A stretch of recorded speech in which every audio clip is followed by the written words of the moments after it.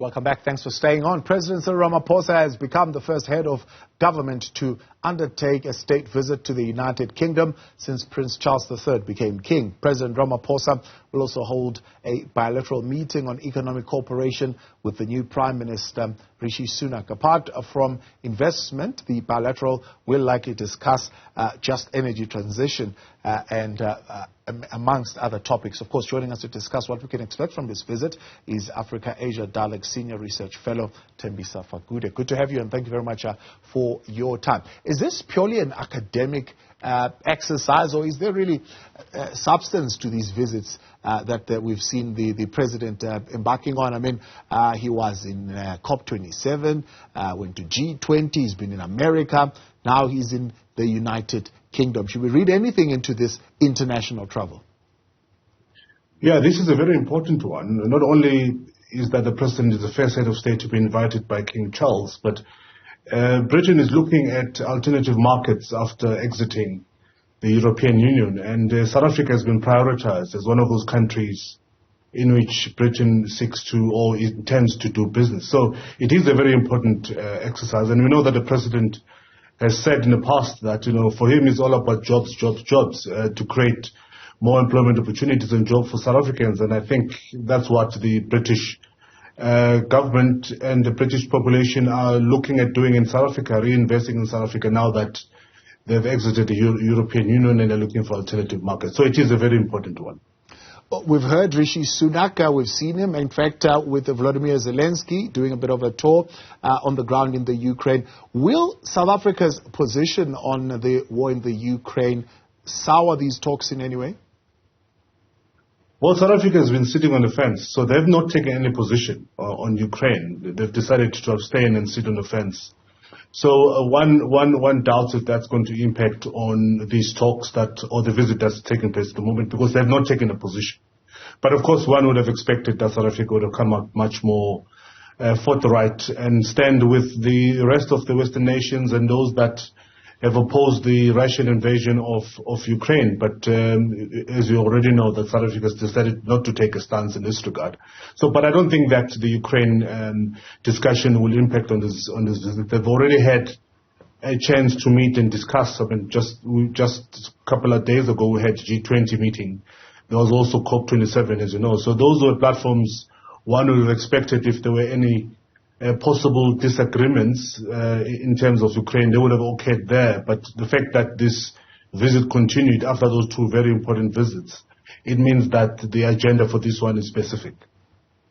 Are there specific things that need reviewing as far as this bilateral relationship is concerned, of one, a continental nature maybe, but even at a global level? Well, I think the most important one is that UK is one of the countries that has pledged that 8.5, I think, billion US dollars that will assist South Africa to transition towards clean energy from coal. So it's a very important visit, because I think that those discussions will be cemented. And we know that King Charles has been one of those who've been pushing for just energy transition. So this is very important, and I think there are many other discussions, of course, that will take place. The relationship between the two countries soured after the Omicron variant. If you remember, UK deciding to red list us again for the second time, which impacted on our tourism industry. So I think this is one to basically reset that relationship and to open up the market for the British government and community and businessmen into South Africa, something that we haven't seen happening much. But I think with Cyril Ramaphosa, this is some sort of a vote of confidence from the UK to say that they are willing to do business with South Africa, notwithstanding the bad news that we continually hear coming from South Africa. Yeah. Many people would probably not know and understand how much does this relationship, or at least this trade that is happening between the two countries, contribute to our economic growth? I mean, for example, you mentioned something like tourism and the impact of that restriction and what it did for our tourism in the country. Yeah, and besides, we share a lot of cultural we share a lot of cultural things with the UK. South Africa is an Anglophone country, and it's much more easier for South Africans to visit UK because of the language, and we're all quite used to, because culturally we are much more similar. Similarly, with the British, South Africa is almost home for them. When they come here, they don't feel at all out of place, because it's an Anglophone country. It's the former colony, in inverted commas, of the UK. People speak English in this country, so these are two very close countries, and it's not very difficult to assimilate for the British tourists when they come to this country, because it's quite similar to where they come from.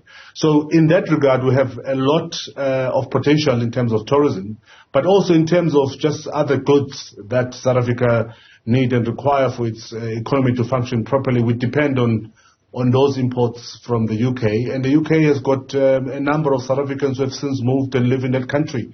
So the continual relationship and exchange between the people of this country and the UK continues, and it's quite strong, and I think it's going to be that way for a very, very long time to come.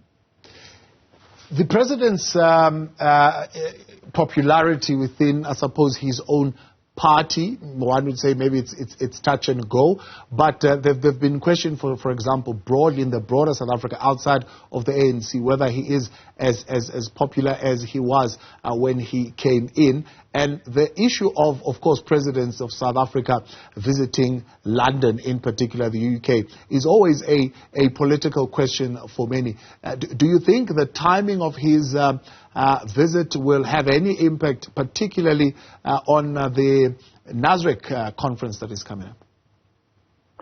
Well, I don't think so. I think the president is quite popular, and the fact that it gets invited in all of these places. We've seen, for example, how he's positioned within the G7 nations, how he's positioned within the G20. He was the leader during COVID-19, having been not only the chairperson of the AU, but the chairperson of South Africa. He led the continent throughout that pandemic, and he did quite well. So he's quite trusted, and one can say even liked by most of the Western leadership in countries. And this is just a continuation of that. I mean, the fact that it's a big deal. I mean, just for some of us who are observing these things quite closely, that he will be the first one to be invited by King Charles. That means a lot. And I think it was, to an extent, a vote of confidence that Cyril Ramaphosa is the right person to lead the campaign, particularly that of just transition from coal to cleaner energy. Is there some intervention, I suppose, from a continental point of view that the president could be looking at here? For example, humanitarian aid for Mozambique and other such instances of intervention, including maybe in Zimbabwe? I think it's going to take certain messages, including that one of, the Zimbabweans have been calling for the lifting of sanctions for a very long time. It's possible that he might just whisper that to King Charles and the government of the UK, to say it's about time that they relook at how they deal with Zimbabweans, particularly economically, since they can't continue to suffer. And as a result, we have this continual inflow of refugees and other illegal immigrants coming to this country, further suffocating the infrastructure that we have. So there will be those kind of discussions. I also think that the discussion on Cabo Delgado in Mozambique in particular will also be part of an agenda, even though I don't think they'll concentrate on that, because this meeting will largely concentrate on economics between the two countries. But there will be other issues that will dominate, or that will be part of the agenda during this meeting, since we've seen that Cyril Ramaphosa really does regard himself as a leader or pan-Africanist when it comes to matters of politics and economy of Africa. The perception that we are shifting away, of course, from coal into this just energy transition, while the UK, on the other hand, is going back to coal, is something that President Ramaphosa is also being criticized for, and leaving the country, just as Eskom announces that we will be looking at stage 5 load shedding. Of course, they've since pulled back. But all those things, do you think those perceptions would add to this narrative or this criticism that President Ramaphosa is looking particularly to the West, internationally, in terms of answers to the questions and the problems that we have in the country? I don't think it's as straightforward as that. I think there's a sense that the president is taking a much more stronger stance. I know that there's a perception that the president is just going to wake up tomorrow and destroy coal plants, but he is taking a position of a just transition. And whether we like it or not, coal is still one of the mainstay of our energy sources in this country. And I don't think that he will just drop the coal production like that, but there will be a process of phasing out these coal mines and plants. But I don't think they'll be just dropped like that, and he will continue pushing that discussion. And we've had the government, of course, talking about how they plan. They've got a report on how they're planning to transition, because it's going to be very difficult if you look at all these small little towns in South Africa that still by and large depend on coal mining. For anyone to just shut down coal mine like that, it will be a catastrophe for those towns, particularly towns such as Middleburg, Witbank, and others. So I think there will be a much more careful approach towards this transition. The president himself is a former unionist and he understands how these things work.